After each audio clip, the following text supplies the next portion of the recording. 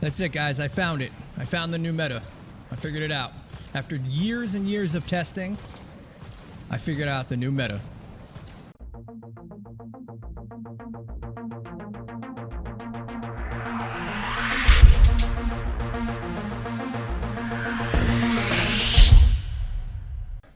A big congratulations to Jeff being the winner of the 100 Sunbeam giveaway. If you guys want to participate in those, all you got to do is pay attention in the video. There'll be a little secret text somewhere in the video, and you just be the first person to comment, and you are the winner. So Jeff, please reach out to me on Discord. The link is in the description, or on Twitch, anywhere. Just send me a private message somewhere, and I'll get you that 100 Sunbeam. Once again, congratulations. Let's get into the video.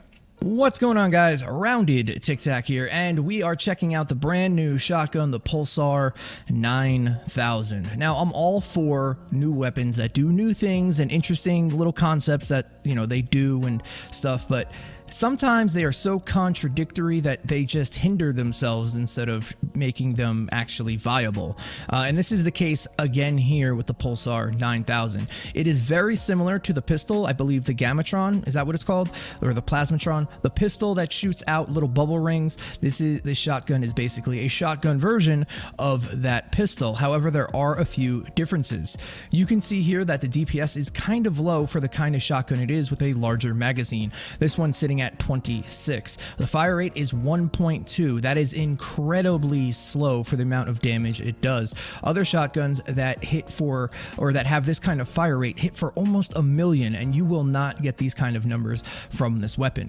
Another thing is the 6 perk contradicts itself from doing what it should do best, and that is tunnel clearing, because it will explode propanes. The actual projectile ring does not, but the 6 perk can and will pop propanes, and that's a really bad thing because that is what this weapon is made for. But let's take a look at it some more and see what else we can work around here. If we check out the upgrade section, you're going to notice something a little weird here too. This is one of the newer guns in the game that don't allow you to do certain things. One of them being a crit chance, crit damage build. This is the absolute most damage you can get on this weapon, being damage, reload speed, crit damage, and crit rating.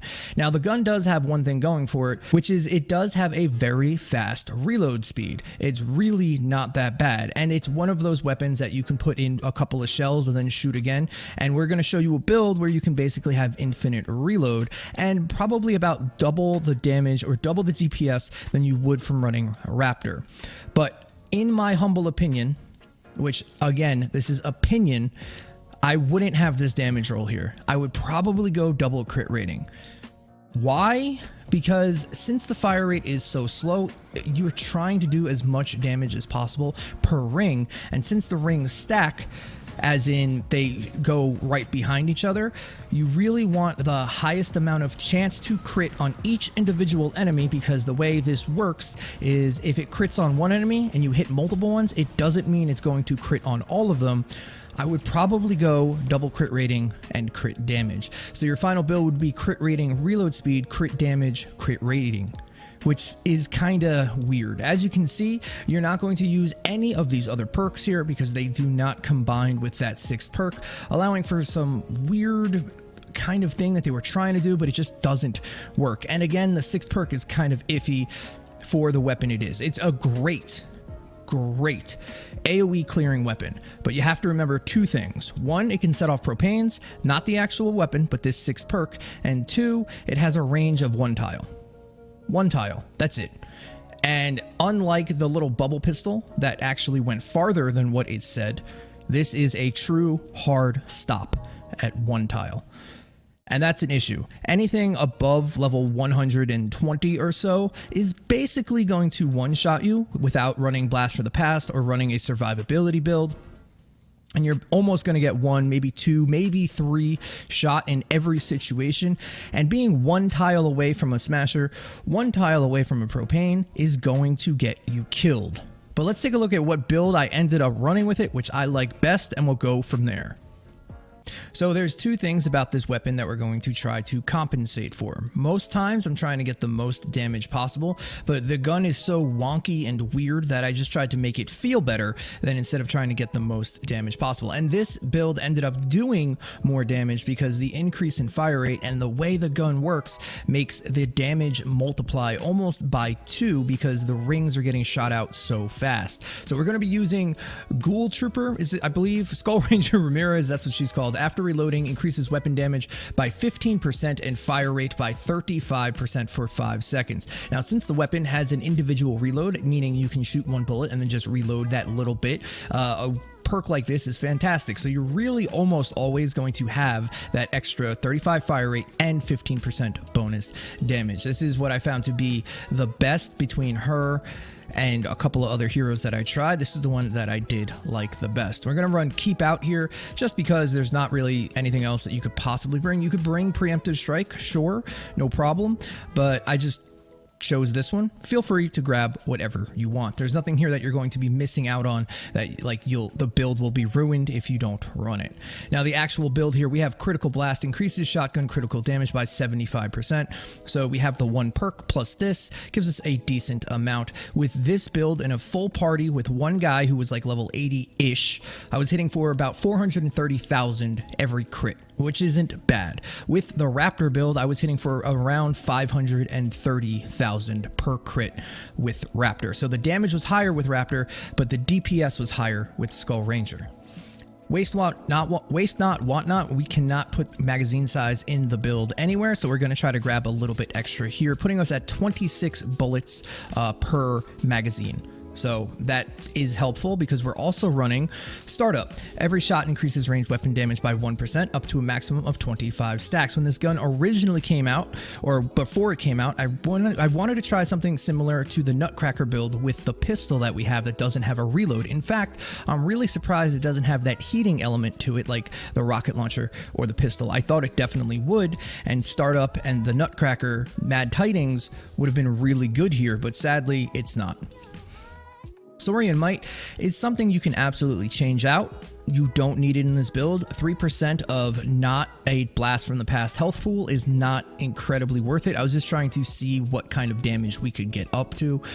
You can put Survivalist here if you want to, increase shockwave radius, cooldown, whatever you may like, and then Shell Shock, an extra 17% of weapon damage. So on the end of the clip, we're looking at 25% bonus, 17% bonus, and 15% bonus, plus the 35% fire rate, which is really key in this build because it gets to the point, since it's an individual reload on each shell that's shot, you can kind of be at the end of your magazine and still shoot just as fast without reloading any more bullets, as you can see here.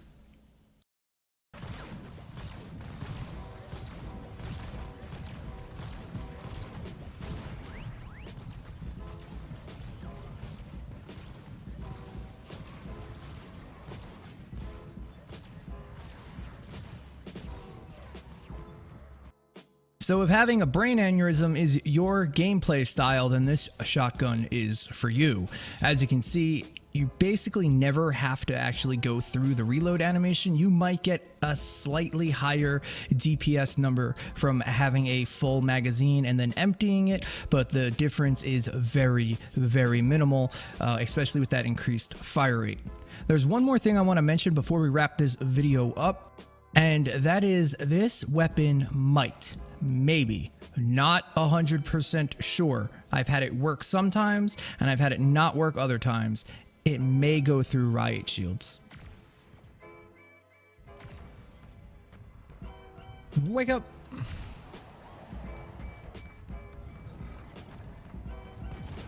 Oh my god, wait a minute.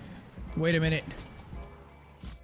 After watching that clip a couple of times in my editing software, I think I figured out what happened, because I haven't been able to recreate the results.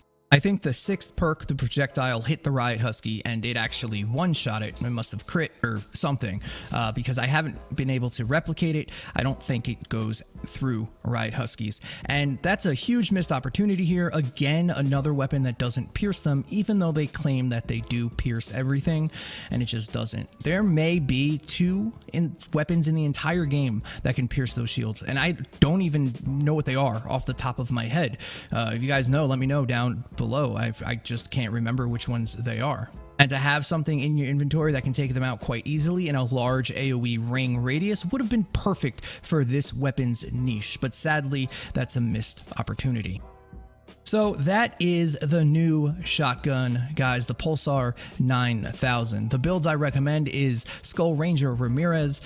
You can try a Rex Blast from the Past build, feel free to do so. Or if you want the biggest damage numbers, either run Critical Blast with Raptor or this chick down here, and those are the 4 builds I would probably try. Sadly, you cannot do a Nutcracker build because that's what I was looking forward to the most. It's got an incredibly short range, and you're not going to use it that often. On a scale from perk it to pass it, it's definitely a pickup because it's unique, but maybe have your friend craft one for you. I would have to put this in pass it. I know personally for me, I'm not going to use it. And on top of all of that, shotgun builds are nothing like they used to be, and that's really crappy too. Any shotgun that comes out nowadays, the builds you can do for them are nowhere even close to what they used to be.